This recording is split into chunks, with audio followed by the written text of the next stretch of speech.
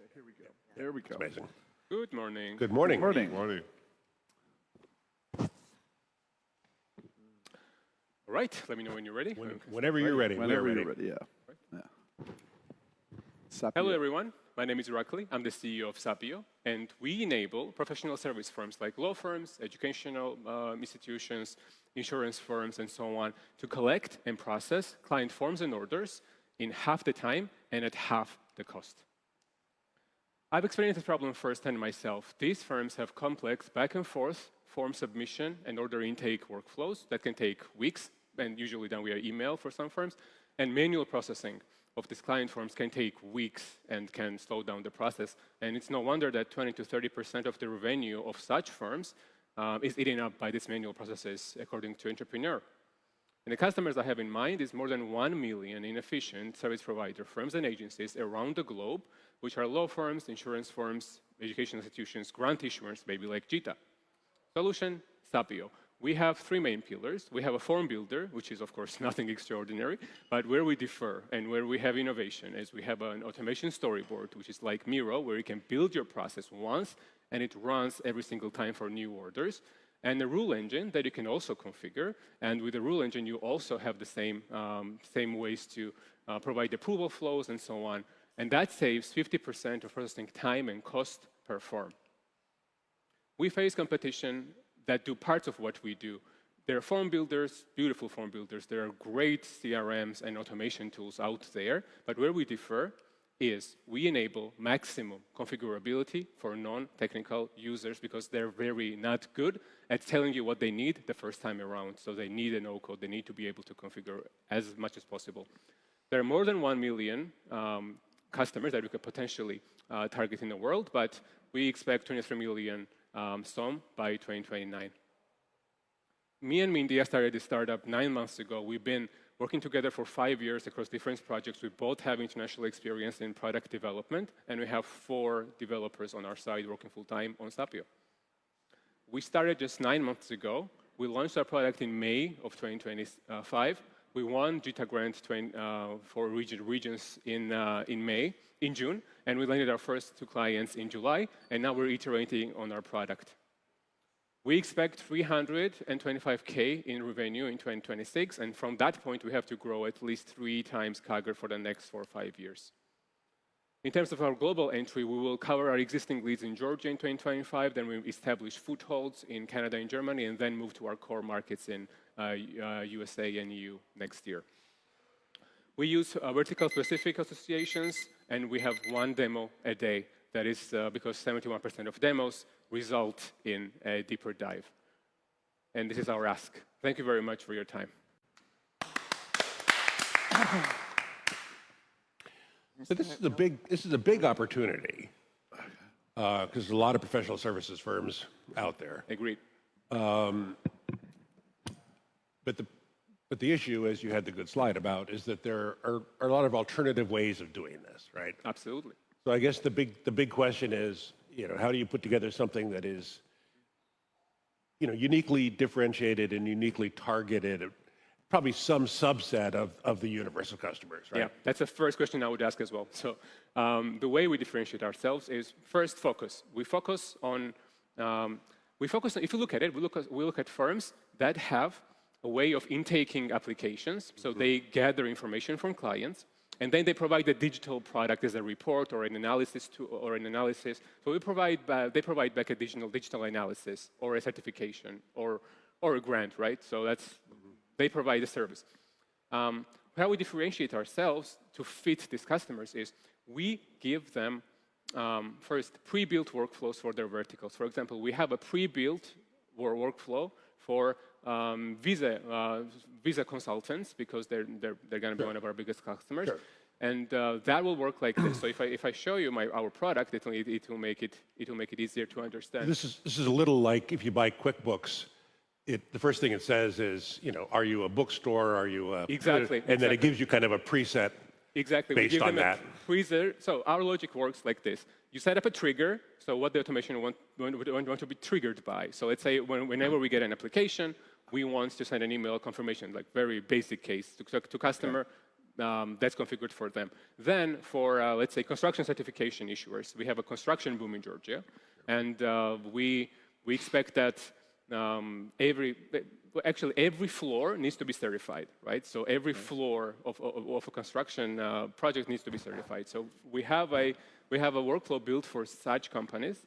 There are around 20 here in Georgia only, that whenever they get a new application, we're going to help them assign it to the right person based on their knowledge. We give them the ability to indicate in the forms what kind of dimensions they want to be PDF in, what kind of formats of GPG files they want to take in, what kind of sizes they want to take in. So we give them also forms which are very specific to their needs, right?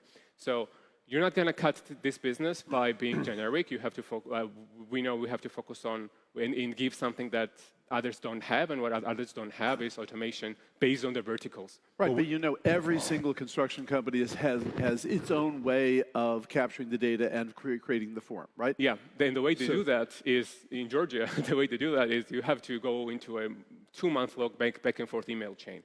And that's the problem we're fixing. So in Georgia, at least, yeah. Okay, no, okay, so you're letting the firm customize your template to their actual workflows. Is that right? Exactly. Yeah. Okay. Yeah. And then on the process side, we enable them to create a process according to their needs, and they have a pre-built process.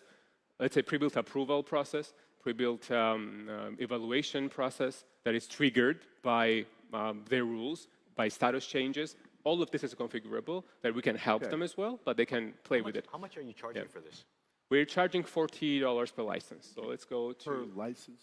Per license, yes. How many licenses do you expect each company to use, or at least your Yeah. ICP? In the beginning, we expect our first clients that we already have. One of them has 8 licenses, one of them has 4 licenses. So we expect the average license to stay in that degree. And this is for Georgia, right? We start in Georgia because we want to get experience, and then we want to know how to best handle the bigger clients we're going to get in other markets. So okay, $40 per month, presumably. Yeah, is what you're saying. Yeah, $40 per month per But, license. so, okay, forgive me, if this feels a little old school. It feels like this was something, you know, that a lot of people did 10 years ago, is these workflow automation with forms. Yeah. Where's the breakthrough? Where's your breakthrough IP that is going to cause somebody in Canada to say, oh my God, I've never seen anything like this. Yeah. This is amazing, right? Yeah. So in Canada, I worked for a Canadian company for 2 years. Okay. And that's why it's in my top list of entry.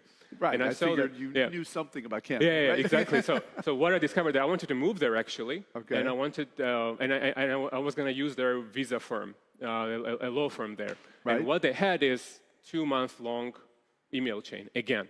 So this problem, you feel like you feel like everybody should have this, but they don't. You feel like everybody should be working efficiently, that's a but they super don't. bad example because Yeah. in the year 2004, we funded a company called Visa Now that did all visa applications digitally, online, automatic response, you know, connected, integrated with the U.S. visa system. So that's not a great example for me, at least, in terms of. But I get it that there are a lot of people who still use paper and pencil, or whatever, but there are a whole bunch of companies that are trying to digitize those companies that are still primitive. Yeah, our unique proposition is exactly that we're giving them pre-built workflows. We're giving them focus on their verticals. So if you look at other CRMs, we're not a CRM per se, 100%. If you look at others, they're usually focused on a general, because every B2B company needs a CRM, right? But where we focus on is this digital application intakers and processors. And we have configured this exactly for their needs. And this is by pre-built workflows. This is by providing a customer portal for them as well. They can modularly either turn on and turn off. We also have a customer portal that they can use. Okay, I mean, yes, I get the template idea, but now clarify again. Do you guys do the work to map it to the company's particular workflow, or do they do it themselves? For now, at the beginning, so the vision is it's going to be it's going to be self-serve. Right now, to help onboarding, we have time because we need to onboard clients. Okay. Yeah. So right now we help them, but we're going to have beautiful documentation and so everything. So it's self-serve. It has to be Doing this self-serve. Otherwise, we can't handle will it. help Yeah, you yeah, template. Yeah, Okay. it has to be self-serve. Yeah. So Yeah, you'll learn. that works fine. So right now you're doing it manually because you can and because you want clients. Yes. In the long-term vision is it's all self-serve. Exactly. So I think this is awesome. As Bill said, there's all these more modern solutions, but still there's an awful lot of firms out there that Agreed. are still doing everything on paper and pencil. I agree. So I think my thought for you, so basically what you're doing is you're building a horizontal solution that can be deployed in vertical ways for different verticals, right? Which is awesome. There are many, many examples of successful companies like that. Salesforce is basically like that, right? It's a horizontal solution that you can create a vertical application for. My thought is that you talk about, your first slide, something like there's 1 million professional services firms, something like that. In the globe, yeah. Just Which total market. is right. Yeah. But, you need to focus on the subset of that universe that needs you right now, right? Exactly. And so kind of finding a way to articulate,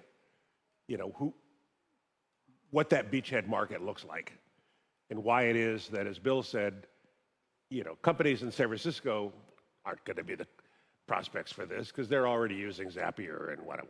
Yeah. But there's a lot of other companies in the world that are going to look at this and go, oh my Zapier God. is a very interesting example. They focused on inter-application connectivity. What they focused on is bringing in data and having everything internally, and we're really flexible in taking the data out, right? So if a company already has a Salesforce instance, they're not going to get us because they spend millions on it, right? Okay. But what they can do is they can very easily bring in data and take it out, like very easily, yeah. Again, you understand my point, which is that there's a subset of that million. Mm-hmm. There's a subset of that million that is your target market right now. Yeah. And I think kind of finding a way to, in a pitch situation, make it really clear what the subset of that million is that really needs your solution. I think the subset is the 1,000, 6,000 clients that we can potentially look at. Okay, but what do those look like? How would you describe? They are the professional firms mostly in construction certification, overall certification agencies like WEF, also insurance companies that are based in first Georgia, then Canada and Germany, and then expanding over the globe. Yeah. My point is, I think, in a pitch situation, being able to articulate, what is that subset that needs us right now, I think would be good. Can you go back to the team question, the team slide? Because I have a question for Gwen. So do we like his hair better like that, or do we like his hair better like that? That's a tough question, I know. Yeah, I can share with us some tractions you guys have. I mean, you guys went May, so can you? Yeah. So we started 9 months ago. We started 9 months ago. We landed our first 2 clients in July, and since then we've got the feedback. They want a customer portal, and I think everybody's going to want a customer portal where they can share their reports in. So that's what we're building right now. And then by demo a day, we'll bring in more clients by end of 2025. We're going to cover Georgia and then move to the international. Yeah. Nice job. Nice job. Good job, man. Thank you. Thank you. Sorry. I just want to emphasize what Bill was saying, that there's a whole industry that people call RPA, right? Remote process automation. That's been around. It was a big new thing maybe 5 years ago, 6 years ago, 7. And now those same companies are trying to create AI to further automate that remote process automation. And I know this industry very well. They're even in Pakistan selling to insurance companies. One of the companies I know very well. So I just think I really want to emphasize the importance of not spinning your wheels and wasting money trying to find the right vertical. I'd go quickly to those key clients, go deep, and then find small professional services firms to sell to, because you'll die trying to get those small customers.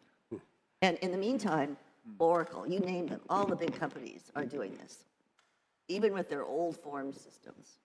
I see. I'll reach out to you about that. That's interesting. Yeah, okay. Thank you, Gwen. Thank you, everybody. Thank you very much. Thank you. Thank you.